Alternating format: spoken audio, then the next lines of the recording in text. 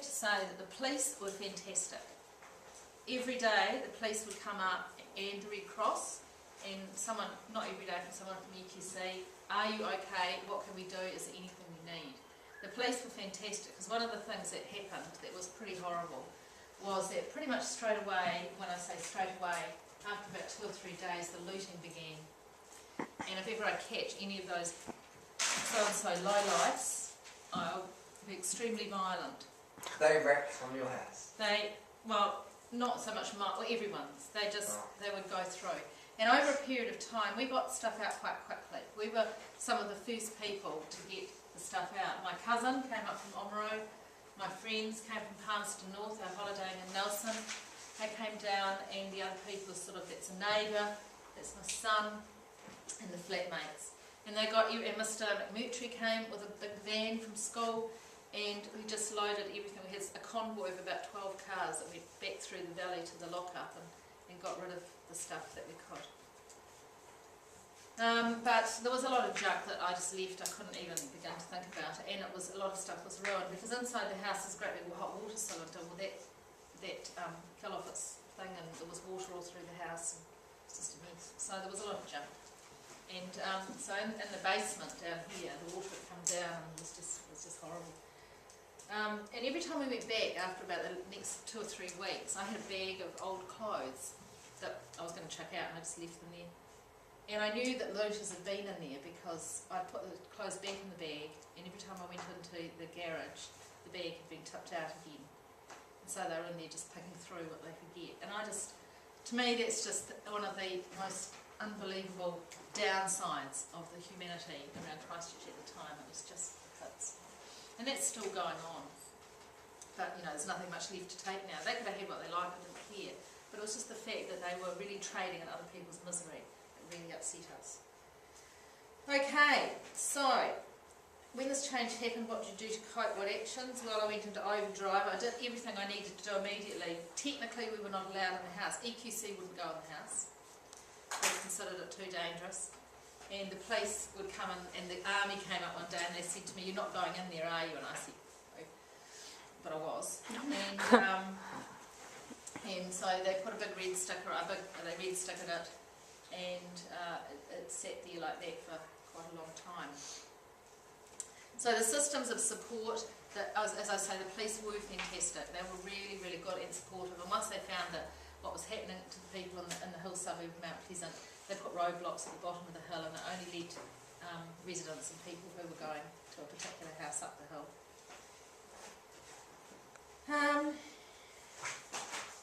So there you go. What else? What were my personal traits? Well, I think I'm a fairly tough person. I have been through a few other incidents, as everybody does, as they go through their lives, and you have to cope. And I think that you've just got to get on with it, you know. Just got to get on with it. So I do. One of the things that's happened to me right now is so we did that, got all that stuff out. I stayed with friends, and then there was the issue, of course, of where was I going to live. And I didn't know, really, and other people, you know, say about people who help. Well, Phil over here, who is the grounds person with the dog, I don't really know him very well, but he lent me his camper van for a week. He brought his camper van up the hill, which is no mean feat, let me tell you, the roads the way they were at the time. Parked it at the neighbours behind, and the cat and I moved into the camper van for a couple of weeks. But, you know, I mean, I didn't want to live in a camper van for the next year or so, so I had to go about finding a flat.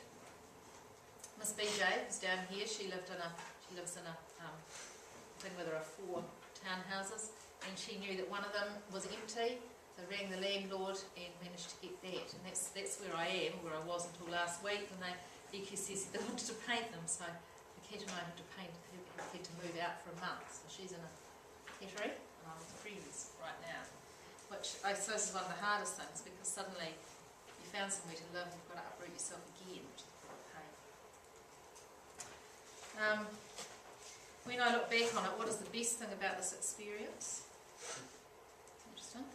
Well, I'm going to get a new house. My house is now completely down. It took some time for them to demolish it, because it's actually quite a big house and lots of concrete. concrete here is about that thick, so it wasn't an easy job to demolish it. And in the process of that, one of the demolition crew's great big huge trucks hit my car. Oh. And I just, what could you do? I just sort of stood there and laughed, really. And I said, there's this huge, the guys that do the demolition are quite sort of tough. And this is a huge, great big guy. He's Polynesian or Maori. Tats, huge, and he's got a real anger problem because the neighbours were going to call the police one day when he was having a fight with somebody up the road. And his name's Bear, which will give you an idea about him. And so, and Bear, one day Bear was having a hissy fit about the fact that we had to halt the demolition because some measuring had to be done about where the house was on the section, and I went up there and Bear was screaming and yelling and effing and blinding, and the young guys that were working with him, who were just young Irish guys, they were terrified. They were sitting there quietly, and I said, Bear, it's fine, just calm down. So I went and bought him morning tea, so after that he thought that I was the best thing since sliced bread. However, when he hit the car, he was in this massive truck, and you've seen those great big massive trucks that bring all the rubble down. And he didn't hit it badly, but he did hit it, and I didn't actually realise. I was standing there watching him backing it, and he hit the car. And he was sitting in the cab, and he was bashing his head against the steering wheel and screaming and yelling, and I thought, what's he done? And one of the young Irish guys said, oh miss, he said, I think he's hit your car. He said, I think it's time to go home. I sort of thought, oh God. Eventually he got out of the cab and came storming across the road. Oh, and I'm really sorry, but I said, Bear, it's fine. Just it's not somebody else's car. That's the really good thing. It's my car. So anyway, they had paid me. But it was just another thing that happened. I just thought, oh. So finally they've taken the house down, and it is now an empty section. And the plans for a new house, a lot of people said to me, do you want to, why would you go and build in Mount Pleasant, when so many houses are decimated and so many houses are gone? Because the one thing that has affected me the most is not necessarily the loss of my house, this is really important, it's the loss of my lifestyle. Mount Pleasant is my lifestyle. I live in Mount Pleasant because I choose to live in Mount Pleasant. I get up every morning and I look out to the sea. In the weekends I walk along the beach or I walk in the valley. And it's the loss of my lifestyle that I've mourned so much. The house really, it was a lovely sunny warm house, and it was a great house for kids, and the kids were up there, and they every day they walked down to the sea in the holidays, and it is a fantastic place to live. And until then, people would have been really envious of the fact that we lived in, be it an old house. It's not a flash expensive house, but it's the lifestyle that I've lost, and it's the lifestyle that I struggle with even now, and I want to go back to. So, often it's not the bricks and the mortar or the things, it's what you can't touch that you miss most. And I've got a lot of friends out there. I'm staying out there at the moment, out at Red Cliffs, and it's really nice to get up and smell the sea and be in that area again. And I will go back there. So that's what I want to do. There's nothing wrong with my land. I'm not in an area where there's a cliff, as you've probably seen on TV, or if you've been out there with some of the houses falling down. I've got quite a relatively flat section. I've got no big rocks or anything coming down, so I'm able to build on my land, and it's not a problem. What is the biggest thing I've learned from this experience? Well, you've just got to get on with it. You've just got to get on with it. You can't sort of curl up and have a massive breakdown about it, because you've still got to deal with the problem afterwards. The problem won't go away. I can't do anything about the earthquakes. The earthquakes as such don't really affect me. They do with other people. I know some people are very stressed out about the actual shaking of the earthquake, whereas I just think, oh, there's another earthquake. That doesn't bother me. It's all the other stuff I have to deal with that sort of is harder. So you just got to get on with it. You just got to go with the flow and get on with it. The other thing is that I don't sweat the small stuff anymore. I can't be bothered worrying about little things I can't change. I worry about the big things. And I'm not very good at coping with whinges, I have to say. When people whinge about things, I think, oh, for God's sake, get on with it. So I'm not terribly patient with that sort of behaviour anymore. What's the best thing? Well, the best thing will be a new house, of course.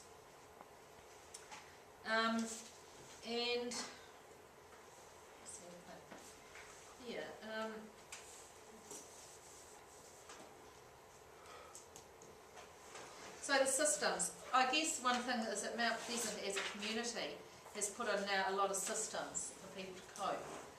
They have a lot of meetings, they're having one tonight, I'm going to it, but they're having a lot of meetings, they're getting people together, of different insurance companies who are having problems to talk through their issues so that they can help each other. They're doing a lot as a community. My children and I were given, and we're going there tonight, a $100 voucher to have dinner at a local restaurant. So we're going to go there tonight and do that. But yeah, I've met lots of people in my community that I didn't know, and that I will keep in touch with, I guess. I feel awful about the fact that I didn't know them, you know. Here they were kind of living next door or across the road, and I didn't know them. But everyone has mucked in together. On the days where we were up there packing all our stuff up, every day on the days that we were up there packing all our stuff up, some people would bring up some food, and we had a little camp stove, and we'd bring up flasks of hot coffee, and we'd sit round, all the neighbours would sit round and have a lunch, because it was nice weather, if you remember, it was February, so everyone would sit round about 12, 1 o'clock as they were finishing packing up stuff, and they'd sit round and we'd all have lunch together. And it was lovely. So there you go, and if you'll see that it, when they were going to demolish it, it was a bit of a, they didn't get it done very quickly, and I was really scared that the roof, or the engineer actually, not me, but the engineer, was really scared that the roof might fly off and in a high wind and crash down on some properties below me. So that was one of the things I used to get the house down fairly quickly. You can see that it's quite a slope. That's my children. It was actually last week, I have to show you. Because even though you know, all these things happened, people do carry on.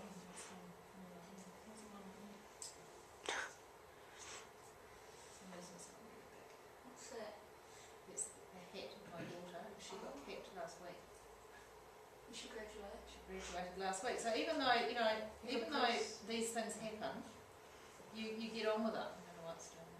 Even though these things happen, you just get on with it, and that's what they did. In university, one of the interesting things was that the people who stayed at Canterbury and got through that year, their marks were higher and better than they had been in other years. So some people did leave, so it might have been skewed a bit by the fact that some of the people did leave, but they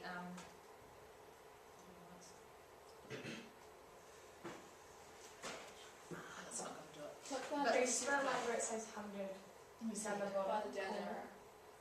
By the what? Down arrow. Bottom right corner. It says like 100 to see. Like, Make it smaller. yeah. Yeah, so all this had happened to them, but they managed to do well.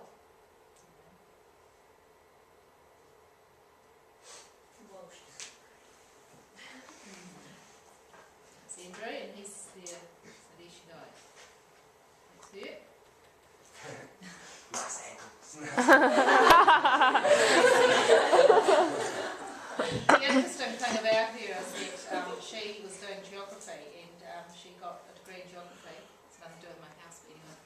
And then she decided at the beginning of this year, quite against my wishes, to go to college of education, become a secondary teacher, and she's now in section at Shirley Boys. So there you go. So yeah, people carry on, and things, you just carry on really. So what will happen now? Well, hopefully this house will be built, and we'll be back in Mount Pleasant in the not too distant future. They reckon it's being priced, and the final things are being done at the moment. And they seem to think that it will be ready to go, ready to start being built in about 3 months' time. So technically, by beginning of school next year, we should, if everything is right, be back in our house, and I'll show you a picture of the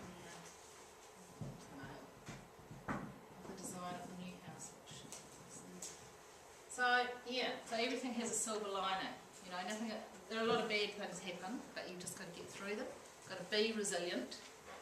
And I think that Christchurch has taught that to a lot of young people. You've got to be resilient, because at the end of the day, no one is going to stand there and look after you forever.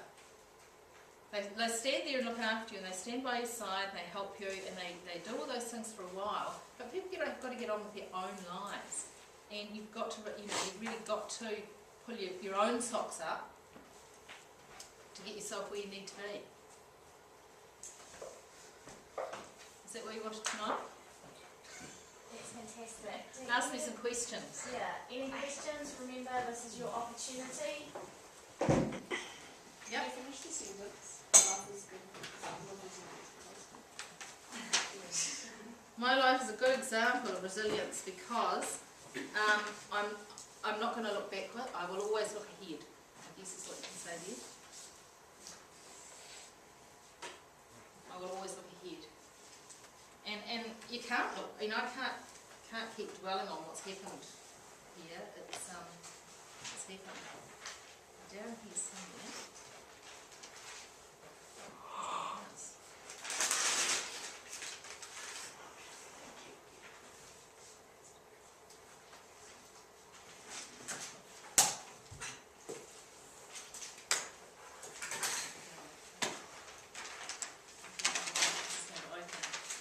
So when you have to build another house,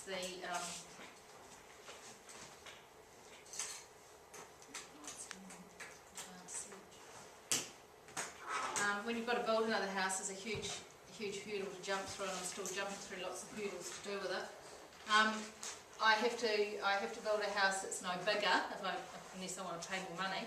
The insurance company, I had a total replacement policy, and when I took out that policy over many hundreds of years ago, I wouldn't have taken a lot of notice of that. I wouldn't have taken a lot of notice that my insurance policy paid for my accommodation up to $25,000. I wouldn't have even remembered that, I don't think. But, and would never have thought that I'd needed it. Because my mother never needed it, my grandfather never needed it, you know, those generations have never needed it, but suddenly I did. And I was so pleased I had it. So the insurance company will, I've had an architect design my house. Can't be any bigger, but I can change it around a bit inside, change the area around, which we've done, and we'll have a brand new house. So that's what I have to look ahead at the moment. Are you building on the exact same area? Yep, exact same place. For some reason I just can't remember. Here. Yeah, we are. And we'll go back, and our neighbours are already keen to see us. It's not going to come up, I don't think so.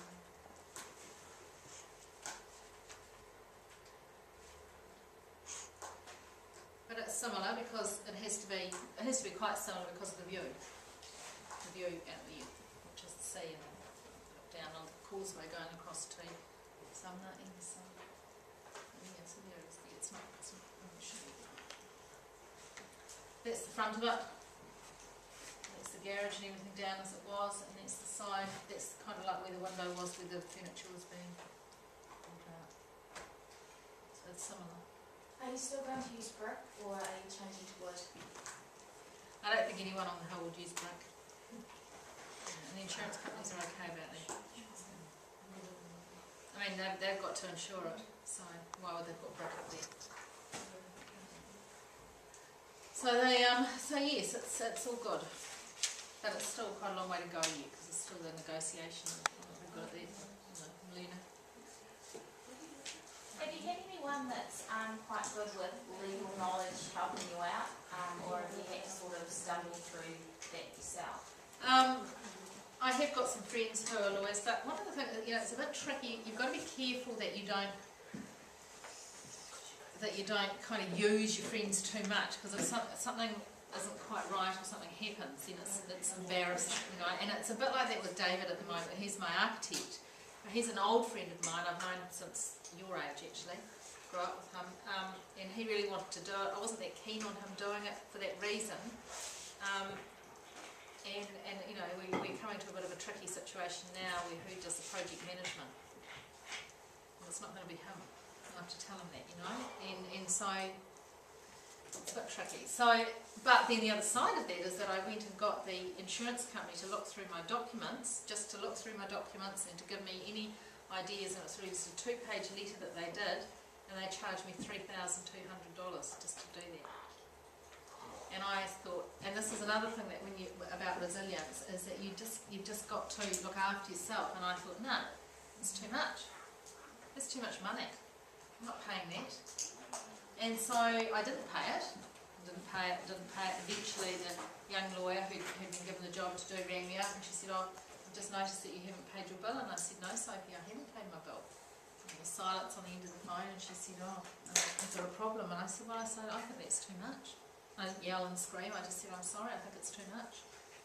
So she said, "Oh," and I said, "Well, you know, I gave you a lot of the information, you didn't have to do anything else, you didn't have to negotiate with anyone, you just had to go through it." And I said, "That's exorbitant." So she said, "Oh, okay, well, I'll go away and talk to my supervisors." Well, suddenly, about a week later, it was reduced by $1,000. And I thought, well, why didn't they just take the $1,000 off before? So, in your dealings with people, and I have to deal with a lot of people now, getting aggressive and abusive is the wrong way to go. They'll just go. And the insurance company, if I don't, I've got to remember that the insurance company at the moment are my best friends. I mightn't particularly like them, and I mightn't particularly like what they're doing. But if I don't work and negotiate peacefully and nicely with them, they will just put me to the back of the queue. There's a lot of other people in my situation, and I don't want that. I want to be at the front of the queue. So therefore, I have to learn to negotiate, and I have to learn to be pleasant and polite and nice, but firm, and try and get my own way through negotiation. And it's a really important skill to learn and have, and I'm not great. Oh, I'm getting better. I suppose I am okay, but I'm getting better. So yeah, so that's me. If somebody who was going to experience the same thing, what would you tell them to happen? What would I tell them to do? I'd tell them to look after themselves. I think that's a big thing. I've taken probably, because I'm not paying my mortgage and rent at the moment, I've got a little bit more free cash, and I probably should be saving it, but I haven't. I've spent it. And I've done things like I've gone away on holidays a bit more than I normally would. I've left Christchurch, not because I don't want to stay here, but I've just gone to Sydney last year. Last holidays I went down to Queenstown. I go away quite a lot. And I probably go out for dinner a bit more than I normally would. I spend a bit more money at the moment than I normally would on nice things to do. So you've got to look after yourself. I think that's really important. And look after those close to you, because they are the most important. But also to carry on as normal, you know? Don't change your life too much, because you've still got to work. I've still got to work, I've still got to earn money, I've still got to get up every day and come and try and mark work and get Dion to do his English and lots of things. I've still got to do that every day. It doesn't matter how I'm feeling, you know? And I've had my bad times, you know, sometimes at night when I thought, oh, this is just too big. And, you know, I had bad times. But, yeah, you just got to look after yourself. Yep, who else put their hand up? Sam, did you have your hand up? Yes, I did. Do you still have to pay your mortgage off even though your house has been demolished? Well, not really, because what happens is that when your house is a write-off, then you get that $100,000 from EQC. So that's gone in at the moment to pay my mortgage. When my house starts to be rebuilt, that'll have to come back out again and go into the pool of money to rebuild my house. And at some point I'll have to restart the mortgage. And so then I won't have so much free money. Plus my accommodation money, which is paying my full rent at the moment, will run out in October. And so I won't have that, so it will be, that's why I should have been saving my money, but I haven't. But having said that, all the I also got about a lot of money for all my stuff that was broken, I can't remember how much, and I haven't spent any of that, apart from buying myself a new TV and a new barbecue. I haven't spent anything else. Those are the only two things I bought, big things. Because, well, I'm in a little flat anyway, it's no point, I've got no room to put anything. So I'm paying for a lock-up where all my other stuff is. I will have to start paying my rent, or half of it, the government will pay half.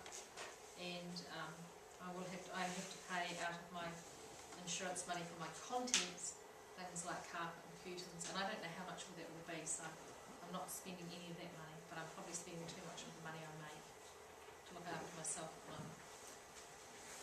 Do you still have to pay rates? Yeah, that's a tricky one, yes. My rates were reduced by 40%.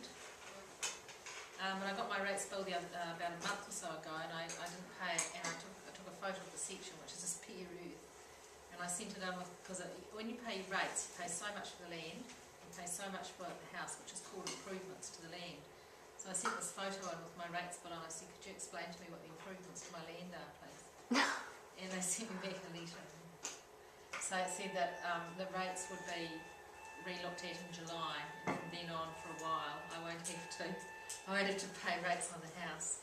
But yeah, it's every July. Didn't like that much. So yes, I do. It's about 40% less. Any last questions? There are only two of us that went through that. Mr. Smith and I are the ones who lost our houses at this stage. There are other people who may, but at that stage we were the only two that lost ours. But there are other people who had to move out.